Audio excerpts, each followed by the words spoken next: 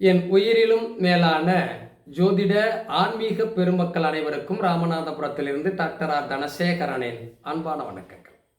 உலகெங்கும் இருந்து இந்த வல்லிடி ஜோதிடம் யூடியூப்பை பார்த்து கொண்டிருக்கக்கூடிய என் இனிய தமிழ் நெஞ்சங்களே, உங்கள் அனைவருடைய இல்லங்களிலும் மகிழ்ச்சியும் சந்தோஷமும் பெருகட்டும், அன்பும் ஆனந்தமும் நிலைத்திருக்கட்டும்.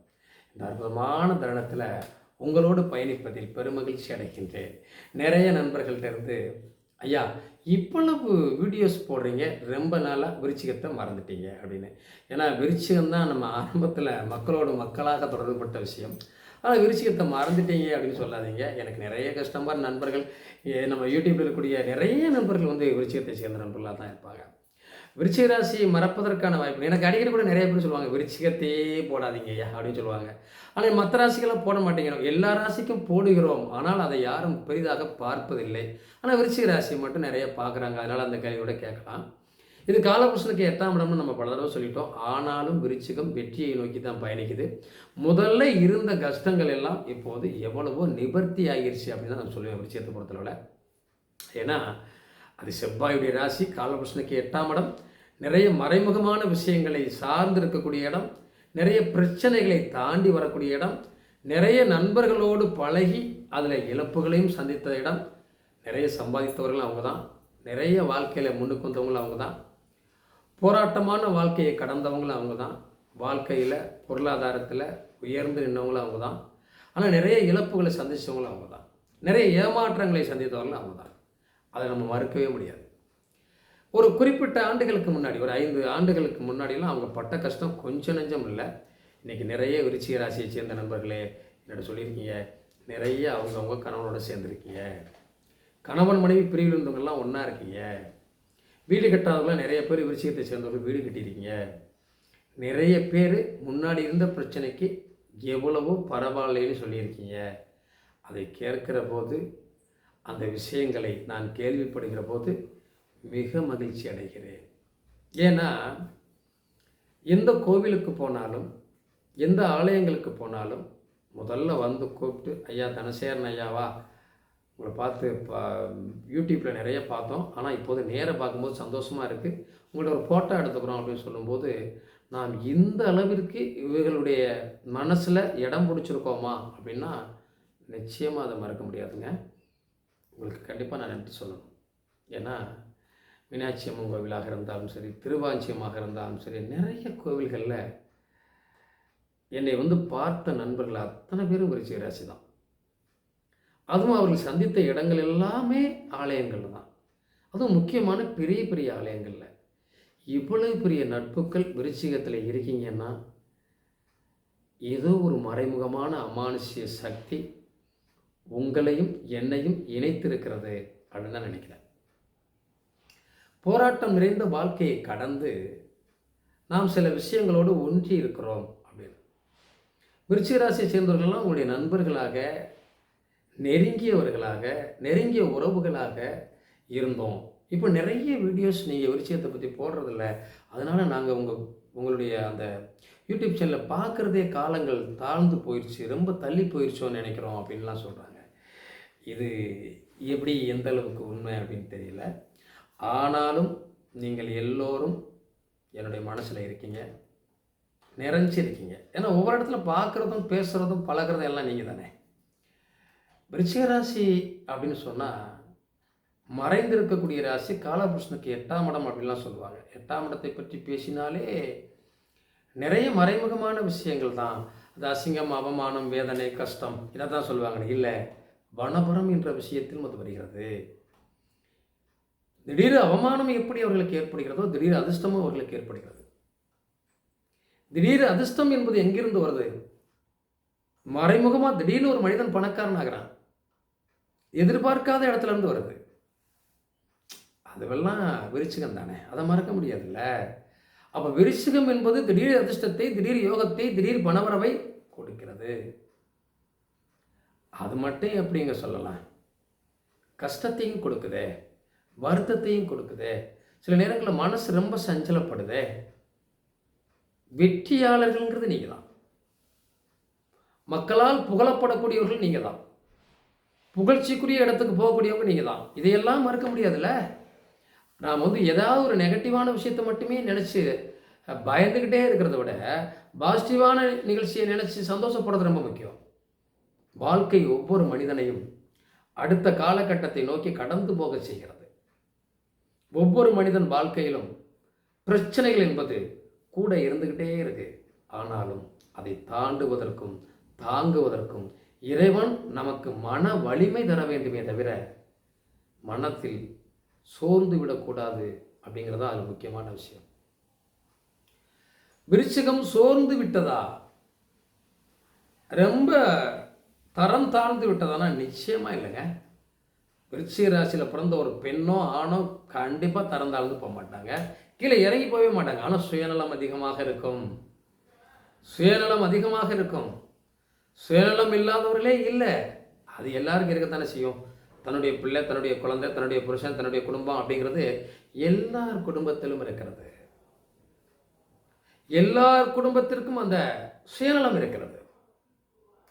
சுயநலத்தால் உயர்ந்து போவீர்களா, பொதுநலம் இல்லாத மனிதர்களா நீங்க அப்படின்னு நான் கேட்கலாம். பொதுநலமும் வேண்டும். அது ஒவ்வொருத்தருடைய தாட்டை பொறுத்து இருக்கிறது. இன்னைக்கு நம்ம ஆலயங்கள் முழுவதும் இது சொல்லக்கூடாது. மரக்கன்றுகளை நட்டு 3-4 ஆண்டுகளாக பேணி காத்து வருகிறோம் என்றால் அது பொதுநலம். இந்த பொதுநலத்தை செய்வதற்கான வாய்ப்பு எனக்கு எங்கிருந்து கிடைத்ததுன்னா, உங்களை போன்ற நண்பர்கள் ஜாதகம் பார்க்க கொடுக்கப்பட்ட பணம். இது எனக்கு மட்டும் பயன்படுகிறதானா? நிச்சயமாக இல்லை. கோவில்கள், ஆலயங்கள் இருக்கக்கூடிய மரங்களை வளர்ப்பதற்கும் பயன்படுகிறது. இந்த மலை காற்றுல சாஞ்சிருந்தது, அதை நிமித்து வைக்க யாரும் போக மாட்டாங்க. இன்றைக்கி மெனக்கட்டத்தை போய் அதெல்லாம் களை ஊண்டி அந்த மரங்களை எல்லாம் நிமித்து கட்டி வச்சுட்டு வந்திருக்கேன். இன்னும் சில மரங்கள் அது பெரிய மரங்கள் ஆகிடுவாங்க. அது பறவைகளுக்கும் எல்லாருக்கும் பழங்களை, காய்களை கொடுக்கக்கூடிய மரங்களாக இப்போவே பூத்து காய்க்க ஆரம்பிச்சிட்டாங்க. அப்போ இதெல்லாம் நம்ம தினந்தோறும் யாருக்காவது அன்னதானம் செய்வதற்கு முடிகிறதான்னா, இப்போ அன்னதான தர்மம் செய்யுங்களன்னா நீங்கள் மனிதர்களுக்கு மட்டும் என்று சொல்லப்படவில்லை. அது உயிரினங்கள் எதுவாக இருந்தாலும் சிறப்பு தான்.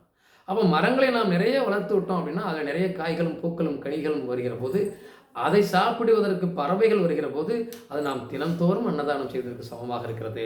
அது உங்களுடைய அன்பாலும் தான் நடந்திருக்கிறது. அதிலே நான் மகிழ்ச்சி அடைகிறேன். ஏன்னா நான் ஏதோ ஒரு வகையில் எங்கோ ஒரு வகையில் 10 ரூபா கிடைச்சா அதில் 10 ரூபாய் செலவு பண்ணுங்கிற ஆசை இருக்குல்ல. இது போல் இந்த பொதுநலமும் நமக்கு தேவை. ஆனாலும் குடும்பத்தின் மீதும் பட்டு இருக்க வேண்டும். அதில் நான் அடிக்கடி சொல்லுவேன், தன்னுடைய குழந்தைகள், தன்னுடைய மனைவி, தன்னுடைய அண்ணன் தம்பி, தன்னுடைய அப்பா அம்மா இவர்களை நன்றாக பார்த்து கொண்டு அப்புறம் பொது காரியத்தில் ஈடுபடுங்கள். நான் பொதுவில் நல்ல மனுஷன், ஊருக்கு நல்ல மனுஷன், உள்ள பார்த்தா பிள்ளையை பார்க்கல, பொண்டாட்டியை பார்க்கல, குடும்பத்தை கவனிக்கல, அது குடும்ப உறவும் இல்லை, அது ஒரு நல்ல மனித தன்மையும் இல்லை. அப்போ அப்படிப்பட்ட சுயநலம் இருக்கிறது என்பதற்காக சுயநலவாதி என்று சொல்கிறார்கள் என்று சொன்னால், எல்லாவற்றையும் விட அதிகமாக விருச்சிகத்திற்கு சுயநலம் உண்டு. அது மறுக்க முடியாது. அப்போ அது இருக்கக்கூடாதா? இருக்கணும். ஆனால் இந்த விருச்சிகத்தை பொறுத்தளவில் அவசரம், கோபம், நிதானமின்மை அது மட்டும் குறைச்சிட்டாங்கன்னா வாழ்க்கையில் ஜெயிச்சிருவாங்க. ஆனால் விருச்சிகத்தில் பிறந்தவங்க எல்லாருமே கோபக்காரன் நினைக்கிறீங்களா? அருமையாக பேசுவாங்க, அருமையாக சிரிப்பாங்க. அவங்க மனசுக்குள்ளே எவ்வளோ வலிகள் இருந்தாலும் சரி, வெளியில் காட்டாமல் சிரிக்கக்கூடியவங்களாக இருப்பாங்க. அந்த வலியும் வேதனையும் வெளிப்படுத்தக்கூடிய நேரம் வருகிற போது மட்டும்தான் அவங்களுடைய அந்த தாட்டு வெளியாகும், அந்த சோர்வு வெளியாகும், அந்த பிரச்சனை வெளியாகும், அந்த கஷ்டங்கள் வெளியாகும். குழந்தைகளால், குடும்பத்தால், கணவனால் அல்லது மனைவியால் பிரச்சனைகள் அவ்வளவு சந்தித்திருப்பார்கள். ஆனால் பிரச்சனை கொடுத்தவர்களே ஒரு காலகட்டத்தில் இவர்களை மகிழ்ச்சிப்படுத்தவும் தயங்க மாட்டார்கள். அந்த ஒரு விஷயத்தை நம்ம அதை எடுத்துக்கணும். கணவனை பிரிந்தேன், மனைவியை பிரிந்தேன், குடும்பத்தை பிரிந்தேன், குழந்தைகளை பிறந்தேன், எல்லாத்தையும் இழந்தேன், பொருளாதாரத்தை இழந்தேன், நண்பர்களால் பிரச்சனை, உறவுகளால் பிரச்சனை, அத்தனையும் பிரச்சனை பிரச்சனை பிரச்சனை, இதான் என் வாழ்க்கை அப்படின்னு சொல்லி முடிச்சிருவாங்க ஒரே தாட்டில் விருச்சிகத்தை சேர்ந்தவர்கள். ஆனால் உயர்ந்த பதவியில் இருக்கக்கூடியவர்கள், இந்த நாடாளக்கூடிய பதவியே அவர்களுக்கு தான் முதல்ல கிடைக்கும். என்ன சார் காலபுருஷனுக்கு 8ஆம் இடங்கிறியா, அசிங்கங்கிறியா, அவமானங்கிறியா, பிரச்சனைங்கிறீங்க, இவர்கள் போய் இந்த நாடாளக்கூடிய யோகத்தை பெறுகிறார்களா அப்படின்னா, பிரச்சனை எங்க இருக்கிறதோ அங்கதாங்க வளர்ச்சியும் இருக்கும். தேன் எங்க இருக்கிறதோ அங்கதானே வண்டுகள் மொய்க்கிறது. பூக்கள் எங்க இருக்கிறதோ அந்த பூக்களுக்கு ஆபத்தை ஏற்படுத்தக்கூடிய பூச்சிகள் எங்க இருக்கிறது. சாப்பிடக்கூடிய உணவுகள் எங்கு சிறப்பாக விளைச்சல் இருக்கிறதோ அந்த விளைநிலங்களில் அதிகமான பூச்சிகள் இருக்கிறது. கட்டுப்படுத்த வேண்டிய கடமை நமக்கு இருக்கிறது. அப்பதானே விளைச்சலை பார்க்க முடியும். ஆக ஈக்கள் எங்கு மொய்க்கிறது அப்படின்னு நம்ம சொல்லக்கூடியது. நிறைய பேர் சொல்லுவாங்க ஈக்கள் நிறைய மொய்க்குது சார். அப்போ சரியில்லாத இடங்களில் நிறைய கூட்டங்களை பார்க்கலாம். கூட்டங்கள் அதிகமாக போகிற இடமெல்லாம் நல்ல இடம் சொல்லிட முடியுமா? எந்த பழங்கள் அழுகி போயிருக்கிறதோ அங்கே அதிகமான ஈக்கள் இருக்கும். பார்த்துருக்கீங்களா? அப்போ அதெல்லாம் நல்லதா? சமூகத்திற்கு நல்லதல்ல, உடம்புக்கு நல்லதல்ல.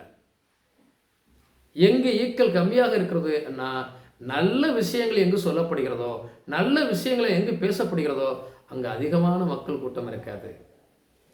நல்ல பழங்கள், அழுகாத சுவையான பழங்களில் அதிக ஈக்களும் வராது. 1-2 ஈக்கள் தான், பெரிய ஈக்கள் தான் இங்கே முக்கியம்.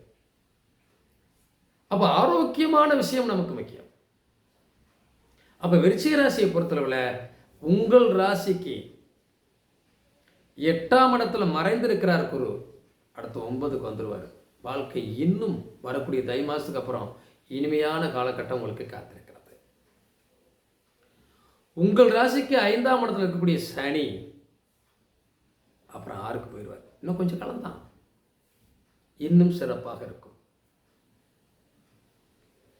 இந்த காலகட்டத்தை தாண்டி நம்முடைய ஜாதகப்படி திசாபுத்திகள் சிறப்பாக யாருக்கெல்லாம் நடக்கிறதோ எல்லா விருச்சிக ராசியை சேர்ந்தவர்களும் நிறைய பேர் வேலைக்கு போயிட்டீங்க. என்னோட பார்த்தவங்க நிறைய பேர் இப்போ வேலைக்கு போயிட்டீங்க.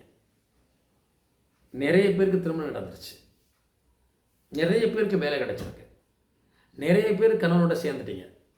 புரிஞ்சிருந்தவங்களாம் நிறைய பேர் இன்றைக்கி வீடு கட்டிட்டீங்க. இது பூராமே நீங்கள் சொன்ன ரிசல்ட், நான் சொன்னதில்லை. விருச்சிக ராசியை சேர்ந்தவங்க எனக்கு கொடுத்த ரிப்போர்ட், நீங்களே என்னோட ஃபோன் பண்ணி பேசின விஷயம். அவர்களுக்கெல்லாம் நான் சொன்ன விஷயம் அதுதான். ஓராண்டுகள் 1.5 ஆண்டுகள் பொறுத்திருங்கள், டைவர்ஸ்ங்கிற விஷயத்துக்கு போயிடாதீங்க. ஒவ்வொருத்தருக்கும் நம்ம அந்த தசாபுத்திகளை குறித்து கொடுத்துருந்தோம். இவ்வளவு நாள் பொறுங்க, டக்கு டக்குன்னு அடுத்த விஷயங்கள் நடந்துருச்சு. மகிழ்ச்சி தானே? இன்னும் உங்களுக்கு நிறைய விஷயங்கள் நடக்க இருக்கிறது நண்பர்களே. தொடர்ந்து பயணிப்போம். அடிக்கடி முருகனை கும்பிட்டுக்கோங்க, அடிக்கடி திருச்செந்தூர் போங்க. உங்கள் வாழ்க்கை இனிமையானதாக இருக்கும், பொருளாதாரம் சிறப்பாக இருக்கும், கண்டிப்பாக வளர்ச்சி உங்களை நோக்கி வர காத்திருக்கிறது. அதனால் மகிழ்ச்சியும் என்னை நோக்கி வர காத்திருக்கிறது. ரொம்ப நன்றி.